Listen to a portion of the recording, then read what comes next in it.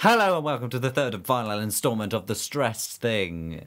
The psychology funness. I'm Will. And I'm Sarah. I am very much the brain box of this outfit, and Sarah is very much the radio face. Yes, that is your face. Today we are going to be doing stress management. And if you don't do psychology, then this can help you manage your stress in your everyday life and become a better person. Right. Number 1, biological approaches. Drugs, and in particular, anti-anxiety drugs. We touch on this in abnormality, if you've listened to that. Don't get them confused. They're pretty much the same. Benzodiazepines, or BZs, for example, Valium, Librium, or Xanax. They slow the activity of the central nervous system by increasing the levels of the neurotransmitter GABA, because GABA slows down. I've gone all funny. GABA slows down the nerve cell activity, causing body relaxation. They also decrease the activity of the transmitter serotonin.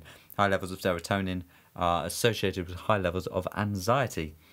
The next drug is beta blockers. Yes, long-term stressors are often associated with high blood pressure, increasing the chance of a stroke. Beta blockers slow the heart rate and decrease the strength of its contraction. They block receptors on the heart that are stimulated by noradrenaline. Thus, they reduce sympathetic nervous system activity directly without affecting the brain, making people feel calmer. Evaluation of drugs. There's quite a lot of them. Drugs are effective, and when tested in trials, BZs were found to be more effective than placebos. They're fast-acting, reducing the risk of stress-related illness like CHD. They're easy to obtain. Doctors can prescribe them immediately, and they don't require much effort. However, it does take the control away from the patient. Yes. Also, they do not fix the problem, but do put people in a better frame of mind so they can maybe fix them themselves. And they treat the symptoms and not the causes. So when you stop taking the drugs, the stress can return. Long-term use does lead to dependency, and some people suffer from withdrawal symptoms such as rebound anxiety, headaches, and hallucinations. And for these reasons, BZs are not prescribed for more than 4 weeks. BZs also have side effects such as drowsiness, impaired memory, and changes to the appetite and sex drive. Don't look at me like that. Now, psychological approaches, and in particular, stress inoculation training, which is separated into 3 stages. Stage 1, conceptualization. This is where you're encouraged to revive stressful situations and analyse what was actually stressful, Sarah. How did you attempt to cope? Why weren't you successful? You don't know.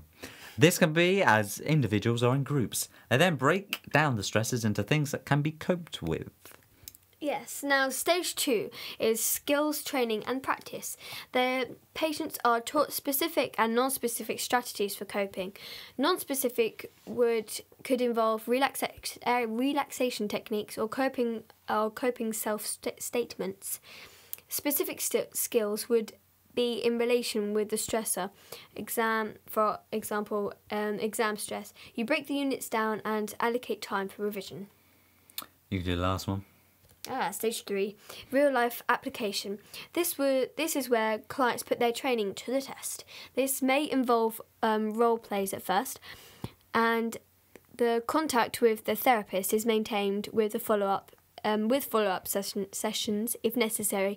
Then it should become self-sustaining.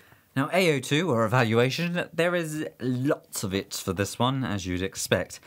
This stress inoculation training actually addresses the stressor, and it gives people the skills to cope with future stresses. It puts the person in control, and it is an effective method. One study investigating stress with law students gave them 4 weekly sessions of SIT. I thought that said something else then. Those who received it displayed lower levels of stress and anxiety over time. Half the participants predicted to finish in the bottom 20% significantly improved in their rank. But it does take time. Application and money meaning it's only really suitable for long-term stressors. Due to its expense, it is most appropriate for businesses who want to improve their employees' performance. It's difficult to change people's habits, and SIT is effective for highly stressful situations where people are too stressed to think clearly. That's it. Woo! Yay, that is stress. That's everything if you listen to all three of them. And if you listen to it many times, then you will know it, won't you? Mm-hmm. And to do well, hopefully. And the question that is left that you can ask yourself is, in the words of Heather Small, Sarah, go on. Come on. No, you can start this. No, go on. Go on. What have you done today to make you feel proud? Bye.